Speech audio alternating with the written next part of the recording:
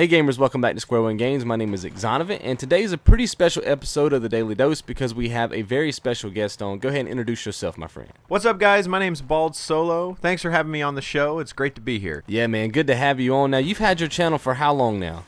About a month.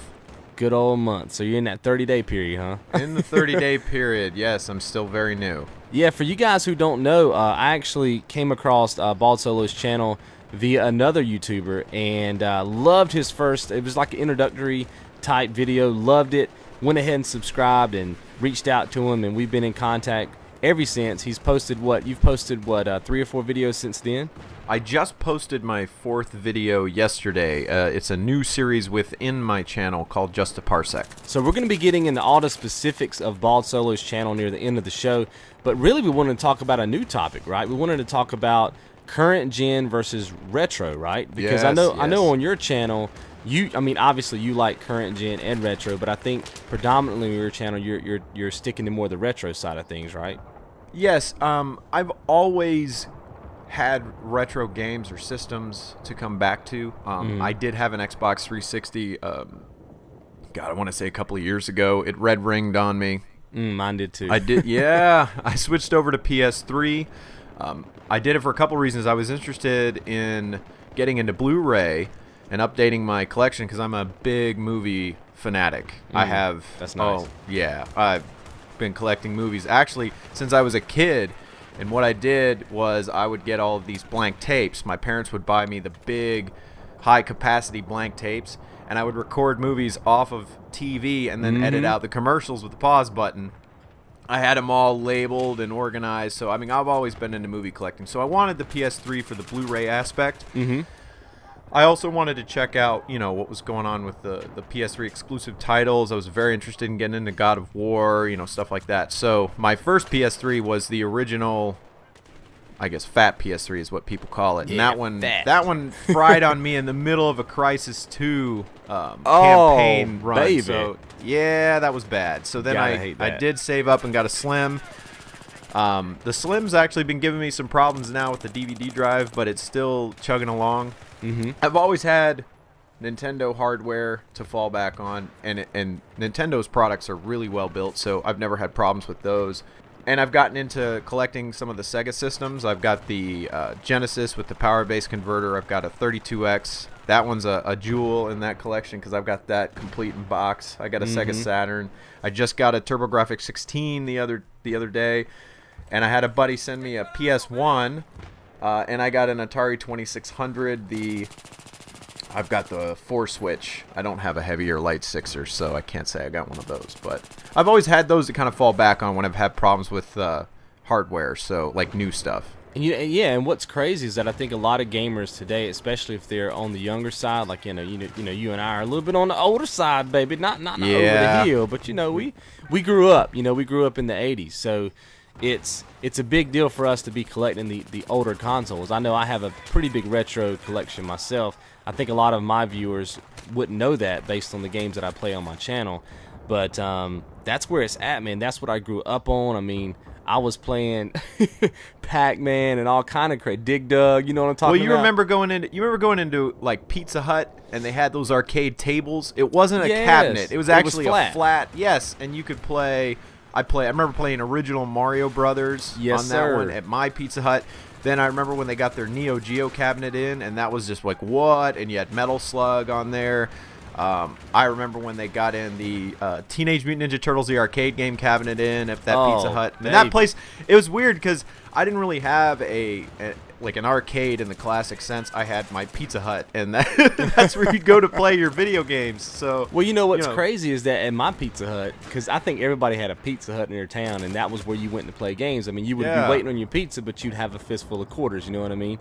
That needs to be a kung fu video game movie. Fistful of Quarters. A Fistful of Quarters is actually a documentary. You can look it up on YouTube. It's cool. That's right. Yeah. I've seen that. That's where That rung a bell. But yeah, but I remember playing the Mario Brothers. See, a lot of people when they hear about Mario Brothers, they're automatically thinking about the Mario Brothers for the NES. You know, the one that everybody plays. You know, that's Super Mario Brothers. We're talking about the ones with the pipes. The ones with the pipes. That's right, baby. Original, Mario Bros. With the PAL button. Remember the PAL button? Oh, the PAL button. Well, and it's funny because the PAL block has endured throughout. And I just got the Wii U, and I have not gotten far enough into New Super Mario Brothers U to say that there's a PAL block in it, but every other Mario game that I've played has the PAL block shows up, and that's just some form of it. Yeah, exactly.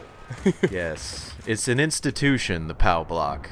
Yeah, but I remember growing up, and my dad had an 8-track collection, and I used to laugh at him like, "That's crazy, man," because I got a tape. And then, you know, when CDs came around, it's like tapes were just non-existent, and you laughed at those. But you got to realize, man, that technology grows up, and you got to respect those 8 tracks. You know what I mean? You got to respect those tapes, because with all that technology is why we're here right now, you know, with CDs and all this kind of digital content. I mean, it just grows. Well, you probably remember when games on CD were a big deal. Oh, yeah, man. Oh, that was crazy. I mean, we were going, what? Yeah. You mean it's not on a... Well, you called them game tapes. Mm-hmm. You ran a Nintendo tape. We're going to the store. I'm going to get a Nintendo tape. You called it that. They're cartridges. But when they were going to come out on CDs, I was like, oh, my God, this is going to be so ridiculous. But I think that a lot of people are divided. You know, they're either retro or they're current gen. I mean, I guess there's some people, like me and you that play both. Yeah. But I think a lot of people don't even know. Like, you know, the people who grew up on, like, Halo and these games that are out now, they may not even be aware of just the gold mine out there that's just retro games, man. Like, there was some bad games, E.T., but there was also some good games, you know what I mean?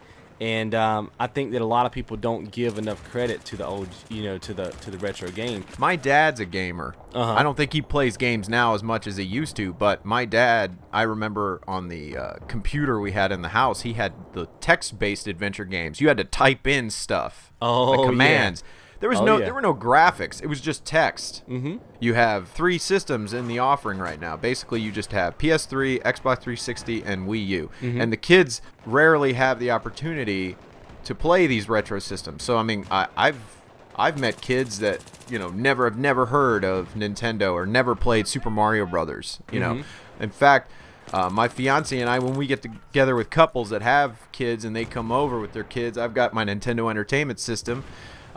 And it blows their minds when they see Super Mario Brothers. They're like, "What is this?" They don't know what to think of it. Yeah. In fact, one of our friend's daughters was at our house, and she didn't understand the Nintendo controller because she had a Wii at home. So she said she was holding it like a Wiimote. She's like, "What is it? I don't understand."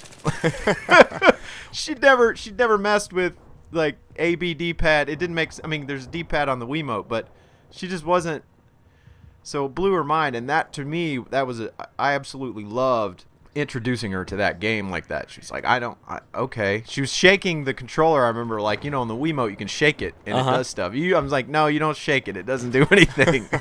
I remember growing up, and a lot of people may not know this who's listening, but you probably know what I'm talking about. Like, right now, if you wanted to buy a game, you're going to, you know, like, the Walmarts, the Best Buys, you're going online to Amazon. That's where you're getting your games, right?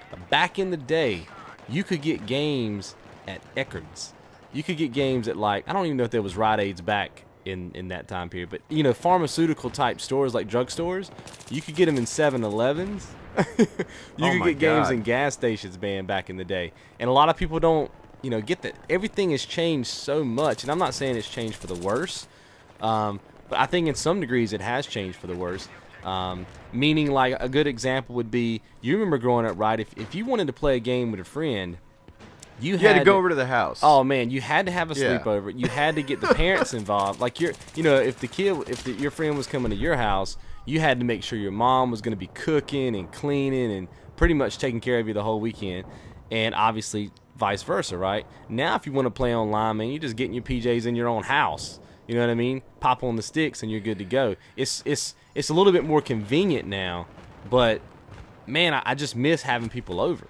You know what I mean? I think if we're gonna say, because I'm not a person that I don't have a problem with kids not having played retro systems. You know, they're playing games. That's great. I do think though that you've brought up a point that I think is very important, and it speaks to the gap, the generation gap, is the way multiplayer gaming works. I think that kids now rarely have the experience of getting together and playing. They don't have to. Getting together and playing a game, being physically in the same room. I can remember the first time when I did this, I was, as an adult, getting online and playing Call of Duty with the headset on and hearing kids just vile stuff come out of kids' mouths at me. Gosh, talking trash. And I was thinking, wait, what? Yeah. Because you would never sit when I was 8 years old, you would never sit on a couch next to your friend and say things like that. I mean, you'd talk trash, but it wasn't like vindictive. It was, because friendly banter. I was going to take you out back and, beat the fool out of you. Yeah, exactly. And if you're going to talk about my mama, you know what I mean? She's in a room. Oh, there was none of that. She's in a room next door too. She can take care of herself. She'll come in here. Plus, with a we belt. had to be creative. I mean, some of these games weren't 2-player, but you had to. I call it, old school 2-player. So when I die, you get the controller and you get to play the next man, and that's how 2-player worked. It wasn't in the strictest sense a 2-player game. Oh man, we used to tell people all the time. We'd be like, dude, if you hop off that ledge right there, man, you'll get 3 extra lives. Oh, that's too bad. It's you didn't hit it right. It's my turn. And then they would jump off and die. We'd be like, oh, my turn. Right. You would just do whatever you needed to do in order to play, because you would just have to sit there, man. You just sit there and wait. And if the guy was good, you sit there all day. Same way with arcades, you know what I mean? I remember going to arcades when, like, Mortal Kombat dropped, NBA Jam dropped. I mean, that was that was huge. I remember I was at the beach, me and my brother, and obviously my parents were there too, but they gave us $20 a day to do whatever we wanted to with, not just to put quarters in the machine, but that was our eating money. I mean, that was our money, right? And then they just let us do our own thing, and we were probably, we were a couple of feet away from the boardwalk, right? So what we spent the money on. We just go hungry, you know what I mean? And it just so happens that the week we went down to the beach, I think Mortal Kombat had been out for maybe a month or two. I mean, not long. It was still hyped. And I remember walking up to the arcade, man. It was a line out the door. It was almost like going to watch like a premiere of a movie or something. And you put your quarters on the machine to hold your spot. And they had a dude with a mic who would like commentate what was going on the screen so that everybody could hear it. And I was like, that was just iconic, and you just don't get that anymore. I guess you have people like us who commentate over gameplay and stuff like that on YouTube, and I guess that's the new thing. But man, back then, man, you had to put your quarter up, and if you kept winning, you could keep playing. You know what I mean? When my friends and I would go to the mall to play, there was an arcade at our mall called 2001. We would walk around the food court and eat samples and spend our money completely on quarters. I mean, we didn't buy any food. You were told, part of this is for you to eat, but we would just walk around and eat the samples. Send someone around to gather samples, and then send someone else around, and then basically just go, all right, we're good, and you go in and, And I remember they had the Neo Geo cabinets were pretty cool, although we couldn't afford a Neo Geo console because you could take the card and you could save your game on the arcade and take it home. We never experienced that. It was expensive, boy. Like $1,000. It was ridiculous. Yeah, I didn't get one of those when it came out. I just got one, when I was doing the big one we liked to play was Teenage Mutant Ninja Turtles, the arcade game, because you could get 4 players on that one. Yeah, you remember? That was epic. You remember? The Simpsons, man. Remember The Simpsons? The Simpsons arcade was fun. Yeah. Oh, yeah. I like that. They had the Aliens arcade game with the pulse rifle hooked up to it. Mm-hmm. And that thing would... And then there was Afterburner. Oh. Bring the original, memories. The one that would move... Yeah, you get inside and it moved around. I mean, that one was... I remember going to... when I was in middle school. The thing to do in middle school was go to the skating rink. That was the thing, baby. Go to the skating rink. And you didn't even skate. It was like, forget that. I want to play games, baby. Because they had, pool tables, foosball, and then they had, the little arcade over to the side, and we would do Pac-Man tournaments and all that kind of stuff. And the skating rink would be... What was my skate rink? What was your skate rink called? It was called Seven Gables, believe it or not. Seven Gables. How did I remember that? Boom, off the dome, baby. Because it's mine was Skateland USA. Uh-huh. Yeah. It was Seven Gables, and one of my teachers at my school was the owner. So it was really weird going in there, right? Because, you know, that's the teacher. She can see everything you're doing. But it was crazy, man, because the whole skating rink would be, I mean, there would be people skating, but it would be, you know, people who, I guess, didn't care about games. But about 80% of the whole skating rink was in the arcade. Like, nobody cared about skating. No, and it was just not. awesome, man. And it was more of a social thing. And I guess now with the current gen, and there's not a problem with this, but all that has moved away from actually physically meeting people. There's you know, just the online stuff, a lot of anonymity, you know what I mean? And like you said earlier with the Call of Duty thing, I remember I got Black Ops right during the holiday, and within 30 minutes, I think I heard the F-bomb about 12 times by one dude. Now, I mean, when it comes to social gaming, when you're playing something like Call of Duty, I mean, that's what or Halo, you know, what everybody thinks about, and you're on the headset. You know, that kind of social gaming in a competitive atmosphere can get like that. But on the other side of the coin, you've got, I built a computer last year, so I've got Steam on there, and I've really enjoyed the Steam social gaming experience. So when I'm on Steam, I can see everybody that's on there. I can talk to them. They're exposed to the games I'm playing. I'm exposed to the games they're playing. I really enjoy that. Me too. I think cloud gaming is going to become very prevalent here in the next 2, 3, 4 years. I do too. I mean, I would hate to see the death of the physical console and physical media, but I have a feeling, well, it'll probably always be a physical console, but I have a feeling it's going to be, you're going to see physical games kind of taper off in the next decade. But on the Wii U, see, I just got that Tuesday. The social gaming experience on that is fantastic.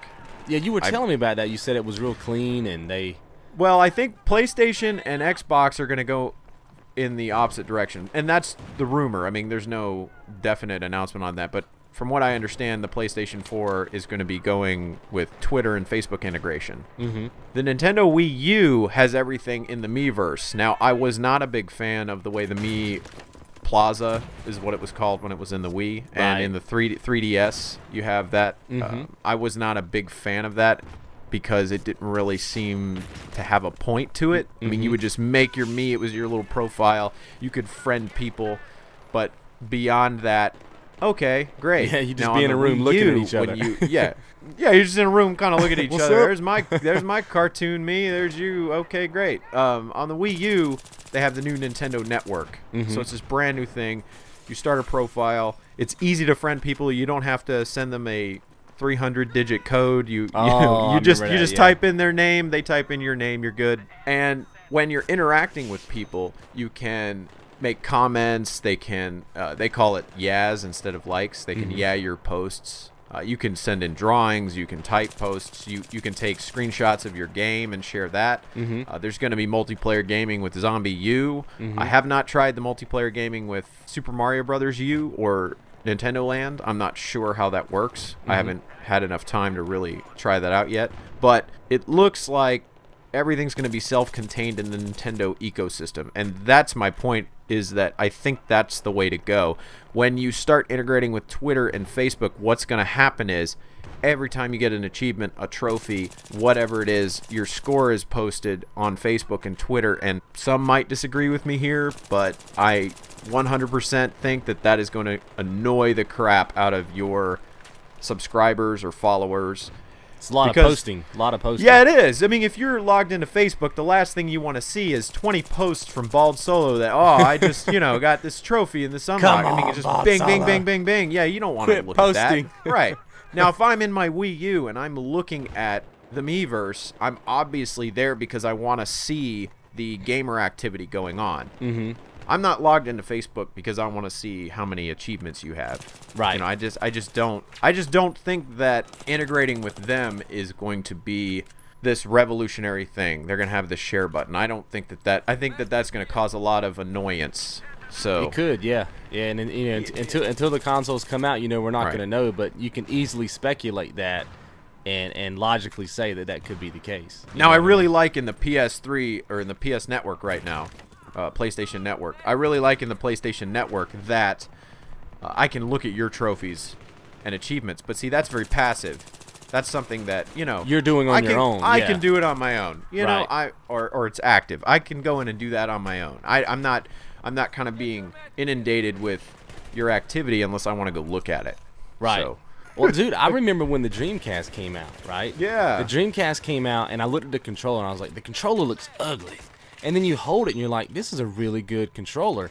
And then it had the little screen that you could watch.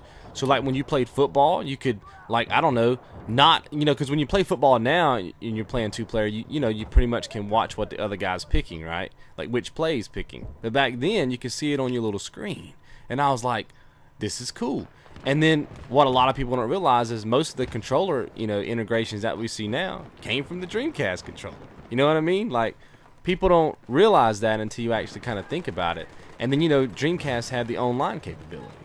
There's a lot of homebrew support for the Dreamcast as well. There's a lot of that's what's really cool is it's still a living system because the hardcore Dreamcast fan base develops their own games. I think that is really cool to me that they're not going to let the system die. They're going to develop their own games. That's pretty neat. And I think that's great. And it brings up a good point because you do have that underground kind of, you know, homebrew community for the retro stuff. And then now you have the developers. Most of the developers are allowing people to start modding these games, especially if it's a PC game. You know, the guy who does Minecraft, he doesn't care if you take his game and mod it and tweak it. And that's why the game is so successful, man, is because he's allowing people to just do with it what they want to. You know, a lot of developers don't want that. You know, they're not going to hand you that code. You know what I mean? If you want that code, you're going to have to hack it, right? But some of these guys are just saying, look, man, we made a game. Here's all the code. Enjoy it. You know, mod it. Make it your own. And then they share it. Because who's not going to want to share something they create, right? See what I mean? And then who's not like if you created something tomorrow, if you took a Minecraft and made something and you told me about it, I'd play it just because you made it. I'd want to try it out. You know what I mean? And that's why that game has grown. I mean, it's grown. It's a huge game, man. I've never personally played Minecraft. I respect it, though. You know what I mean? I don't know if it's a game for me. But I can see why people would love to play it. Have you been over to Kickstarter and seen any of the homebrew stuff going on there? You had told me about that. I think you had even said that you supported one of the Kickstarters, right? I did, yeah. And so I went over there, and the guys at Active Enterprises are like, yeah, hey, we're going to recreate or we're going to put out the Cheetah Man 2 game. We're going to actually do a label on a cartridge this time. We're going to do a box. We're going to do a manual. We're going to do an Active Enterprises sleeve, and you could support it at various levels. And the $60 level, which is what I did, got you the box with the cartridge, with the manual, with the Active Enterprises sleeve. And Greg Pavich, one of the developers, he signed my box and my cartridge, and they also put the really crappy Cheetah Man 2 sticker on the cartridge as well. So you got it all, baby. And it's the game. It's not. There's nothing special to it. It's not upgraded or updated or anything. It is the 8-bit Nintendo game Cheetah Man 2. So tell everybody about your channel right quick. I know you just launched a brand new show called was it Just a Parsec, right? Yeah, so my channel, I'm a big fan of the presence of retro gaming shows and channels on YouTube. There are several of them. It's how I met you, so I mean I think it's an awesome community, and I'm really happy to be a part of it or feel a part of it. I've always been a video gamer. I've been playing video games since my dad had a 2600 and we had a Commodore 64, so it's always been a part of my life. So it's just that you move and your friends are living all over the place, and there's that lack of presence in your life of getting together with people and playing games and talking about games. So I think YouTube is a great outlet for me to be able to share how I feel about retro video games, the new additions to my collection, different systems, and what I like about them, what I don't like about them. Those are all things that I'm looking forward to working on in future videos. It started with me getting together with a friend of mine that lives here in Georgia and just playing a Sega Genesis game that another friend of mine had lent to me, Rock and Roll Racing. And that one was very just set up the camera, film was playing the game. I had a really good friend of mine, Dustin Thomas. He edited that together for me. Great job on the editing, by the way. Yeah, he did a great job on that. Yeah, and one of the things that has also been fantastic about working on this project is I've had to learn how to edit. I've had to learn how to I use my iPhone 5 as my camera right now. I've had to learn how to use the focus and exposure settings on it. I've had to learn how to light shots. I've had to learn how to capture good audio. I've had to learn how to capture gameplay footage. I'm a little old school in that area. I use a DVD recorder. I don't have a capture card or anything. And I have amassed all of these different systems and games, so it's nice to be able to share them, you know. So the first 3 episodes focused on, well, the first 2 focused on 2 games, and although I've said I'm a big Nintendo fanboy, they were on Sega systems, so Sega Genesis Rock and Roll Racing, and the second one, well, yeah, Sega, and the second one was on a Sega Saturn game called Panzer Dragoon Saga. The third video that has to do with game cleaning, that I got to work with the Georgia 501st. I also got to work with a friend of mine who does costuming with Heroes Alliance here in Atlanta. He was my Darth Vader. One of the guys from the 501st is known as the Adidas Hip Hop Trooper. Yeah. He's really awesome. He was in the red Adidas Stormtrooper armor. Yeah. Rocking it out, baby. He was absolutely fantastic. Unfortunately, with my camera restrictions and cropping the frame, his boombox got cropped out. But that guy has like a boombox. He's got it customized. It plays MP3s, and it's really cool. Yeah. But I wanted to wrap it up in a skit and make it fun. I didn't want it to just be me sitting there cleaning the game. And that's really the memorable part about that video is the skit. And that's what I wanted to tell everybody is that, you know, because you mainly, like, would you say that you're mainly going to be covering retro, or are you eventually going to be covering both kind of evenly? Like, what's the foundation of where you want your channel to go to? Well, what I really want to get into, I want to do some more Star Wars content. I mean, that video, I chose the Star Wars characters in The Empire Strikes Back because I want this channel to move in a direction where I have a lot of interaction with the subscribers.